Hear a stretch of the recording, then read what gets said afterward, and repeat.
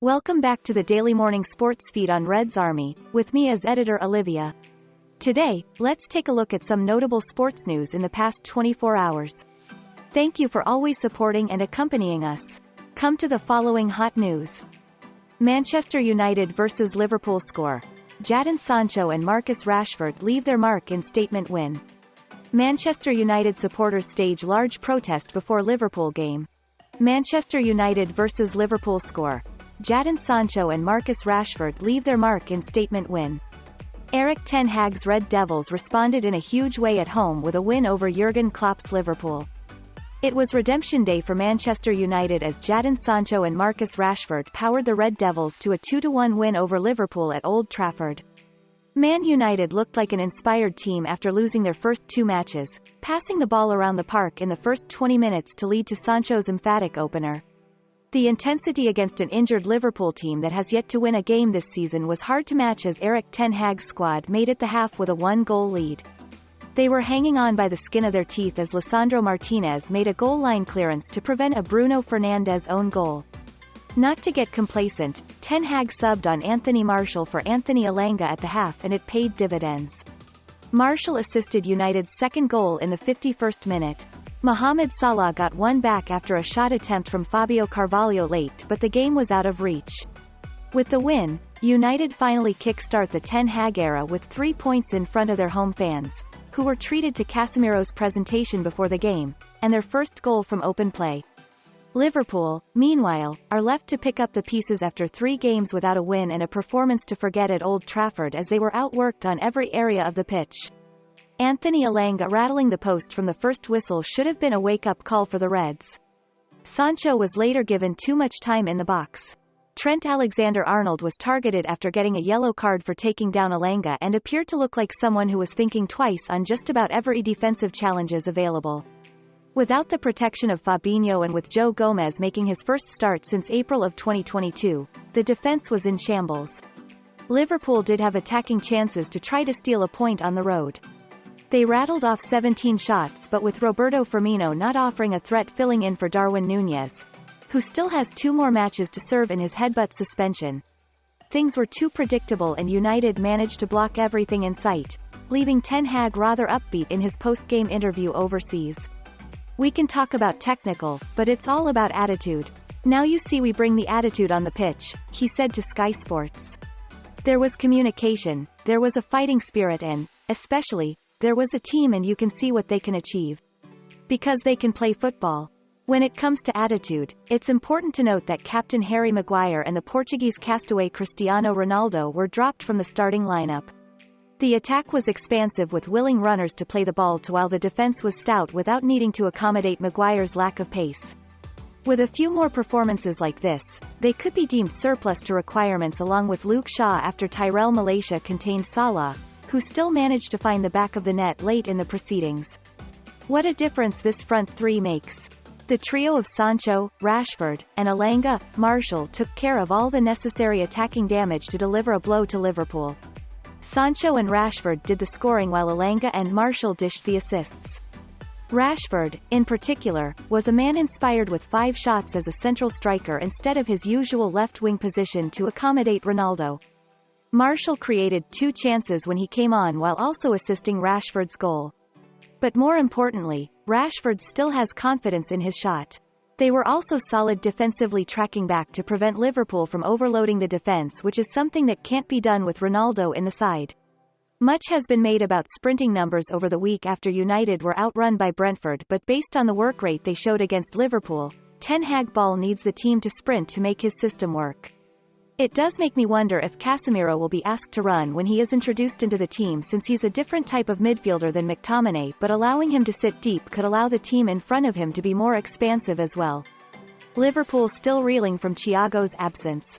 Liverpool are struggling to create from deep, which makes their crosses too predictable. Harvey Elliott got forward with 4 shots, but between him, Jordan Henderson and James Milner, only 4 chances were created. The only through ball of the day came from Alexander-Arnold as Liverpool were unable to get the ball into space the way they would like to beat Manchester United over the top. Salah did what he could in attack, but before the transfer window closes it would make sense for the Reds to add another midfielder. Jude Bellingham has been a name linked to them, but it may be hard to secure the services of a super young, 19 years old, talented central midfielder with just over a week left in the transfer window. For now, a formation change to a 4-2-3-1 to give more freedom to Elliott or Fabio could make sense.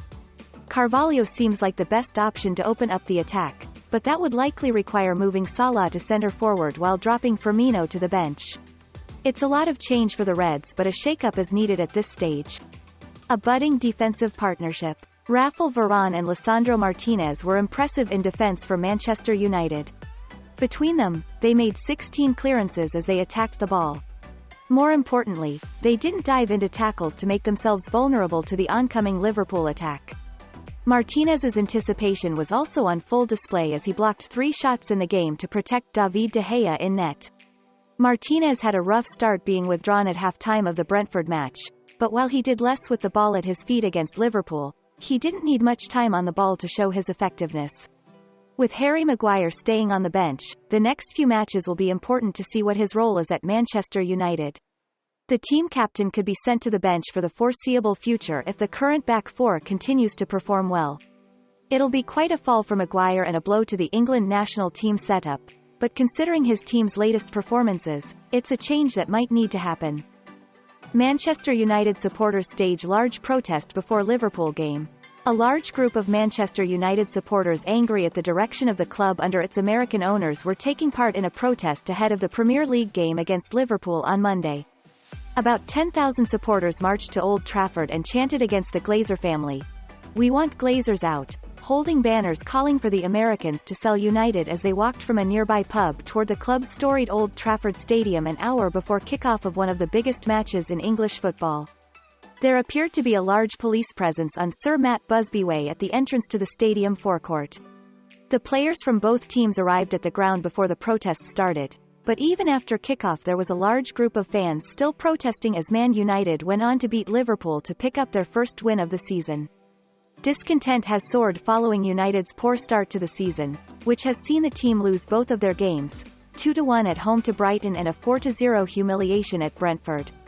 The target of the majority of the anger is the Glazer family, who bought United in 2005 with a leveraged takeover that loaded debt onto a club that previously didn't have any.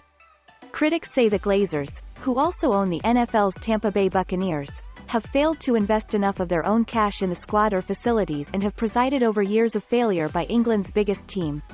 Payments on interest, debt and dividends to the Glazers are estimated to have cost United more than £1 billion. "They are ruining the history, traditions and culture of our great club and, we will not stand by and watch our club rot away any longer," said the 1958, a fan group that arranged Monday's protest. Dissent toward the ownership, which has simmered since the 2005 takeover, erupted in May last year when a home league game against Liverpool had to be called off after the stadium, empty because of pandemic restrictions, was stormed before the game and thousands more supporters blocked access into Old Trafford. 2 police officers were injured in clashes with fans. That protest was sparked by the club's involvement in the failed European Super League breakaway that collapsed amid a groundswell of condemnation from fans and the British government. The Glazers pledged to rebuild trust with United fans in the wake of that protest, but there has been little evidence of that. Joel Glazer, a co-chairman, met in person with United fans in June 2021 and outlined his intentions to invest heavily in all aspects of the club and strengthen fan representation in the decision-making process.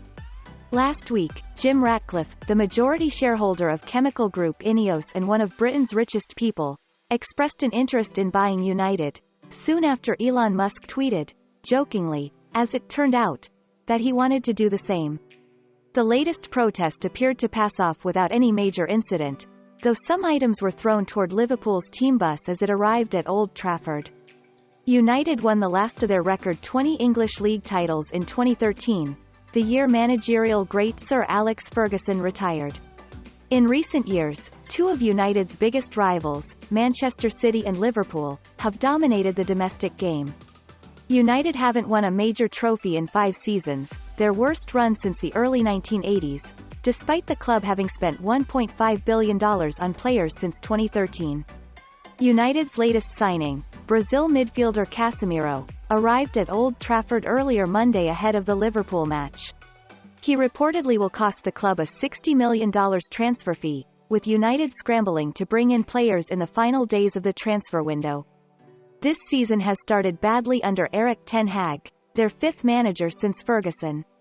There are already question marks over the Dutch coach's tactics and team selection after he took over following a move from Ajax Amsterdam earlier in the year. The future of star striker Cristiano Ronaldo is also uncertain after he pushed to leave during the off-season because United didn't qualify for the Champions League.